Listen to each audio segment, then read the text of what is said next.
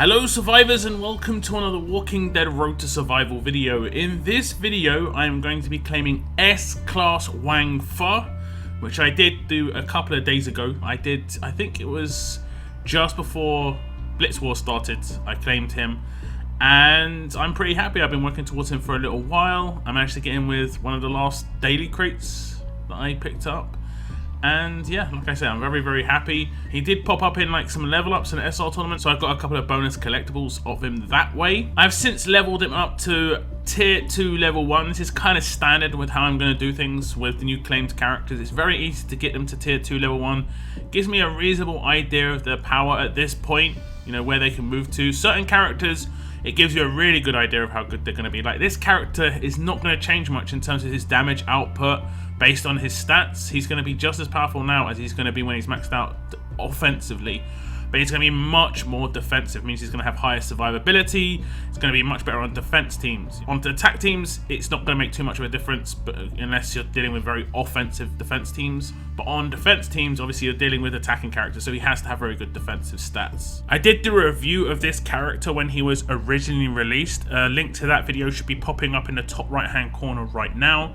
But basically, he brings Hemorrhage, Bleed, and Heal Reduction to the game, and that's great for bleed teams. But on top of this, he also brings Crosshairs, and Crosshairs obviously is a fairly new introduction with Wangfa. We're kind of used to it by now, but basically, if someone gets downed when they have Crosshairs on them, they are decapped, and generally speaking, decapping characters was always a problem for bleed teams, so it is a very complementary to a bleed team, and it goes along with the rest of his kit so far. His leader skill is a bit niche. All tough and strong teammates do get a huge bonus to AP on attack, which is pretty decent, but the second half being Crosshairs to all enemies for 4 turns. Initially, a lot of people thought that leader skill was overpowered, but his rush basically does the same job, and like I said, you can get that off turn 2 or turn 3. But I think his Adrenaline Rush and Active Skill are great. They work together really well. We'll move on to the combat mods, however, in terms of my ideas, sort of plans for him. Now, when it comes to the stat and set mods, I would probably go with HP on HP, and the main reason I'm doing this is because he actually has a much lower HP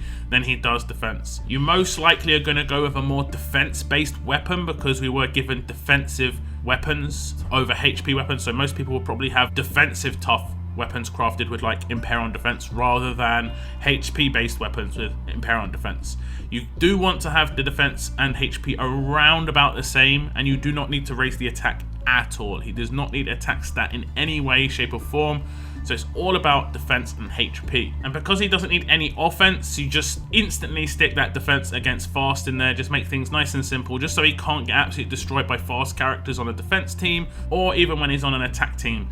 If you are only utilizing him against a very specific setup and you know he's definitely not going to come up against fast characters and you're not using him on your defense team, that's the only time I'd ever switch this out for something like defense against tough or defense against alert, if you know you're facing those sort of teams much more regularly with this guy. Now, when it comes to the resist, I'd stick with stun resist just because it is one of the hardest controls in there in terms of no AP gain, and it cancels out weapons, so it is one of the better ones to actually have just to stop that from happening. Now, for the auxiliary, it really depends on what kind of team you're building. If you are building a bleed team, you might want to just go with a bleed on attack mod just to stack up some bleed. Not really the way to go in my opinion. You may want to do burn. It's generally good to have one character that's got a burn on attack mod on a bleed team just to get an extra bit of damage that floats around a little bit, but you don't necessarily have to have him on a bleed team, and you don't really even have to have burn and bleed on mods to actually get a bleed team working now, because there are so many strong rushes with bleed on attack on the rushes themselves, active skills, this sort of thing.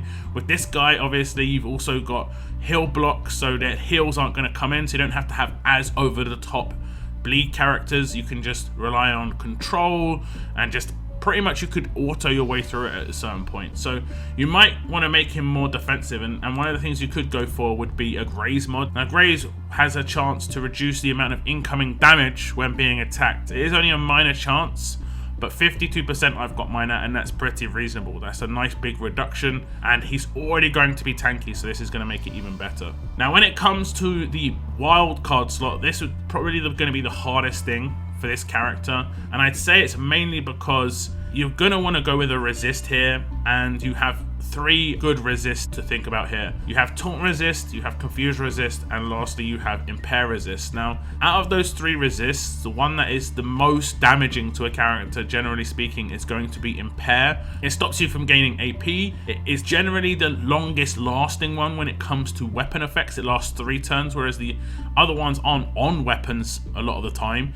Only specific characters have them, and the rushes generally will only last 2 turns. There is the odd character that has a 3-turn confuse or a 3-turn taunt, but it's not as commonplace as it is for impair, just because there are impair weapons straight up. So I'll hit him up with an impair resist mod, and as you can see, it shows the amount of HP boost he's going to get.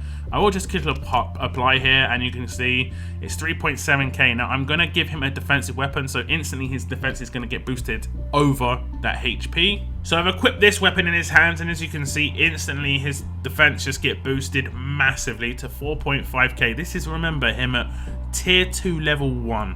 When he's maxed out, he's got no defensive lead either right now. So if he had a defensive lead, it would just go incredible. On a defense team, if I put him behind a Pete lead, we'll just see what sort of stats he would get at that point. And this is what his stats get boosted to when he's behind a Pete lead. You can see his HP is much lower than his defense, and this is the issue I'm going to have. Once I get a platinum mod that's got HP on HP, it will go in his hands. It'll be much better. He'll get an extra 600 or so HP. It'll be nicer. They'll be closer together. You generally want to make them as balanced as possible, because right now, while his defense is great, it will be good against basic attacks and rushes. He's massively susceptible to bleed in comparison to just basic attacks and rushes, so you don't want to make them weak in any way if you can. However, for this test, I'm not going to boost up the HP much more. I actually can't. I actually cannot. Okay, so for now, I'm just going to show you an example of how Hemorrhage can work. I just put this team together literally just not even thinking about it, because I'm not going to attack. What I'm going to do is duel myself, and I've got a defense team that literally just has Wangfa on it. And what I'm going to do is defend every single turn, and you can see what happens. This is what would happen if he was the leader. We don't have to worry about that too much. We're just going to want him to rush at this point. So he will rush turn 3 as usual, like most characters, but there you go. He does his active because I have maxed it out. And imagine this would be him attacking against the defense team at this point. I will show you me actually attacking with him, but it's just to give you an example of how his active skill and Hemorrhage will work on a defense team. Right now he could be commanded, but he's not going to. The next turn he will do his rush, and at the moment I've gained no AP except for the basic attack that he did the very first turn, which only gave me 1 AP. So he's actually a very good character to control AP on an attacking team or a defensive team. He's not going to do much in that case. And you can see everyone's got 300 Hemorrhage, and there's bleed around as well. So a couple of these characters got actual just normal bleed. 3 of them should. And then if I defend again, it will just tear up. So everyone should take 300 damage, but 3 characters will take 600s. And then now it's at 450, and you can see it tears up quick, and you can see my characters are less than half HP now, most of them, or the 6 stars, actually S-Class Priya as well. So the only one who's got high HP still is Wangfa, and that is because he was, you know, geared defensively, and one of my princesses who actually has good mods. Now if I just keep going, you're going to see it goes again, and like you can see, 1,050 now, so we're going to start seeing characters drop off. And then it does his heal reduction again. It doesn't heal reduce people that are on the floor, but they're decapped because of the crosshairs, so it doesn't even matter. And that's how it works. Obviously you're gonna have to fight back, but that's pretty much how it works. And I think he only did 2 basic attacks. No, he did 3 basic attacks. So in terms of the amount of AP that I gained, like I said, very, very, very small. Okay, so I'm going to do another attack, and this is just to check if his Hemorrhage rush stacks with Hemorrhage that he was already given out. So he's just about to do his first rush when I do all the defends. We saw this last time. So it'll be everyone will have 300 Hemorrhage. We'll keep defending. He'll do 2 basic attacks, and then he should rush again. We have to just count here. So now we're going to just count the number. For this bottom left hand corner, Wangfa has 600 Hemorrhage. It should go to 750.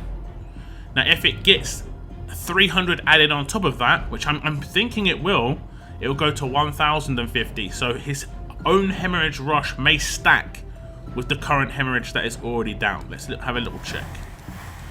We're going to be like focusing on the bottom left hand corner Hemorrhage. As you can see, it is 600s. Here comes the rush. If it goes to 1050, it did. That means his own hemorrhage rush stacks with the hemorrhage that's already down.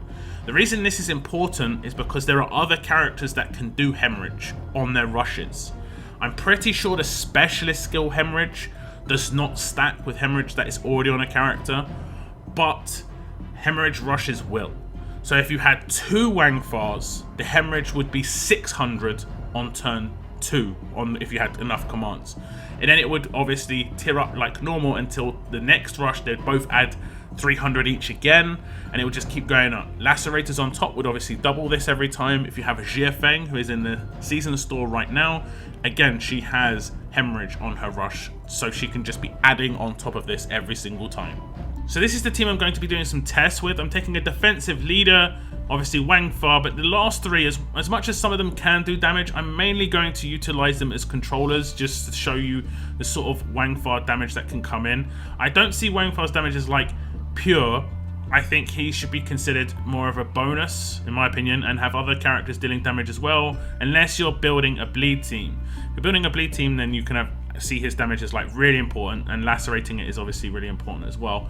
But Priya's days, Cole's first turn taunt, and then Princess's second turn taunt. You know, I've got taunts for days. I don't probably need to taunt first turn unless they've got shields, and Princess as a 6-star being able to taunt 3 for 2 turns is going to be great, because by the time it wears off, Cole's rush comes around and so on and so forth, the taunt control comes in between these 2 characters. So we managed to find a Pete team, and because it has got a shield, instantly I know I have to control it the first turn because I do not want to be controlled by it. That's pretty much as simple as that. Everybody else, I'm going to want to just gain AP. When it comes to Priya, you just want to go around dazing pretty much if you've got Priya in daze mode, which I have. So I've dazed the 2 important characters, and then at this point I can do the 100% heal block, and then what we'll do is we'll go around again. I have just realized I've got the wrong princess in this team. Doesn't matter too much, but it would have helped if I brought the right one. Utilize Pete's active as much as possible, just even though I've not taken any damage apparently, which is great because of the bonus HP leader. I forgot about that. We're going to try and get the actives off now. Defense buff doesn't matter too much from him. That's fine. We're going to just do this. Now we're going to taunt this, and I should have a lot taunted here. We'll see. I will just rush for Priya, but she's not going to do much damage because it's behind a defensive leader, and it's more for her control. Like now, right now I'm using Priya as a controller, not as a damage dealer. If you've got Rampage, you don't really need to do this, but that's the way I'm going to do it. Rush repeat pretty much whenever it comes up, just for the Guardian shields and stuff. Heal's not going to work because they're 100% heal blocked. He did cleanse something. I think he actually did cleanse. I'm not actually sure what he cleansed there, but he did cleanse something. There's no one I need to control right now, so I'm just going to rush, see what happens.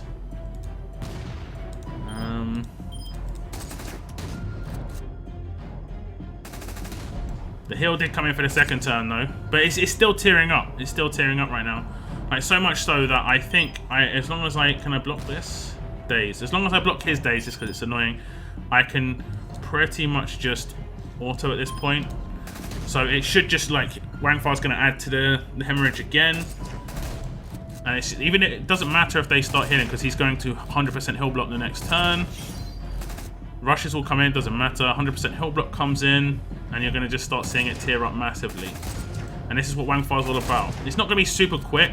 As long as the revives get decapped, that's great. There we go. These guys are getting decapped, and they're dead. And that's how Wangfa works. Like, no one in that team was damage dealing. You know, no one in that team was damage dealing except Wangfa. Because, like I said, as much as Priya was offensive, she's behind a defensive lead. You know, she's got offensive mods and stuff, but it was mainly the part of the rush where it's confuse and impair, which is great. And it's mainly the part of the weapon, not this weapon because I didn't have this one equipped. It was mainly the part of this weapon, which has daze on it. So that's what I was utilizing the most. As you can see on her weapon, I don't have the big one equipped. As you can see, I just equipped it, and I wasn't hitting those rampages. It's pretty obvious when I do, and it's nice. It's nice, and that's pretty much how he works. I don't think this is the best way to use him.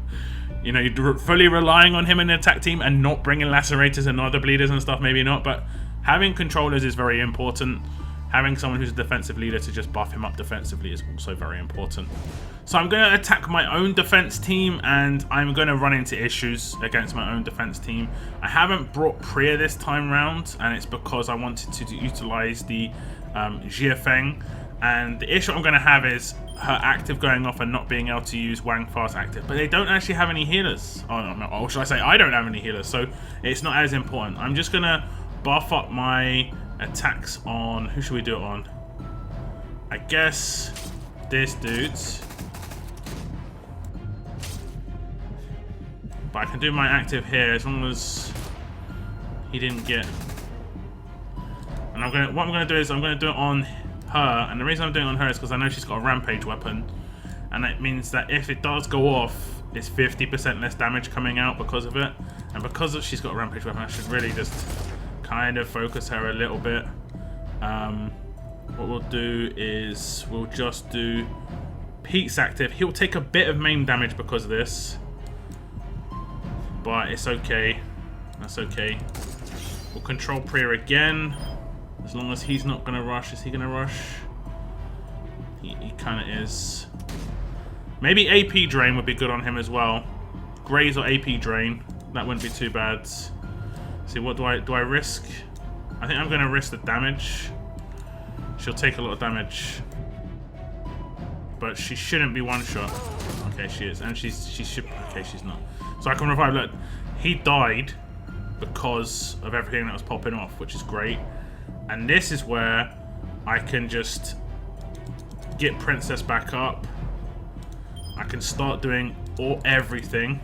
And as long as I stop her this one turn, because she died, it cancelled the taunts. Now she's going to rush, and this is where, unless I can control it. I don't have AP Drain. I literally have the most terrible mods on this character. Let me see if I can kill her. She isn't going to be quite... She's going to rush. So she could be like just destroying me with a rampage. We'll see. She lost a bit of her rush. Oh, she got reflected. Okay. Okay, that's rampage for you, but stuff's still going. Stuff's still going. Doesn't matter. This doesn't matter too much. This doesn't matter. I'm actually just going to hit auto, because eventually I'm going to get through it. So I just show you, I mean, rampage is a problem, but a very, very defensive team does kind of combat rampage a little bit, because most defense teams don't have an offensive leader, and that's when rampage gets ridiculous. When you have an offensive leader, the multipliers that come in, the amount of attack stat that rampage can have. So this looks like it could work against rampage on defense teams. I just got to utilize a bit more control. I'm not really sure how I could do that. I think Priya would be a must, just because the daze is very, very important against, especially, you saw like they're going to have revives on a defense team, and I couldn't do Wangfa's active because the second Angel does hers, it's just like, yeah, I'm gonna take so much damage, so that's an issue. Pete could take the hit when he did his active, but you saw Princess just like nearly one-shot herself because of it. But yeah, there's definitely things you can do. I think maybe AP Drain could be better on him, but I would probably actually go with AP Drain after testing him out a little bit. I would change up his mods just a bit. So yeah, it looks like AP Drain would be the way to go on this character. Doesn't really matter how much AP Drain there is there. It's just like the potential to actually reduce someone's AP could be quite big. I'd say you want a lot of the team in a bleed team to have AP Drain as well, just because it is effectively a form of control. If they have a command, it kind of does not do much to it, because obviously if someone's got their rush and then you AP Drain them, they could just do another basic attack and then be commanded. So you've got to be careful of that, but otherwise it should be pretty good. So that was me just showing you the basics of Wangfa. Obviously once he's maxed out as an S-class character, this is him from the museum, he is beast. And when he's got the mods, the weapons, you saw I added thousands of defense, thousands of HP. He's gonna be getting up to like 8, 9, 10k without too much of a problem, and then he's gonna be a tank. Like, he looks like a tank. He's gonna be a tank.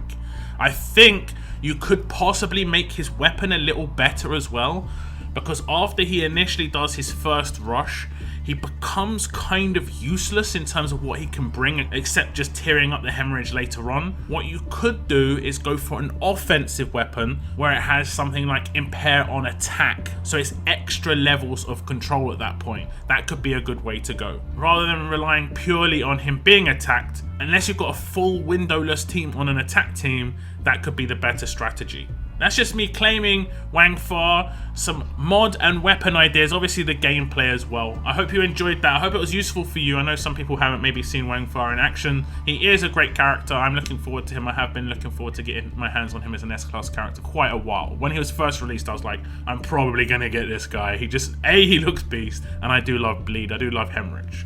But do leave in the comments if you're going for Wangfa. Has this changed your opinion of him? What character are you currently going for on the daily crate? That is the end of my video, guys. Thank you very much for tuning in. And as always, keep on surviving, guys.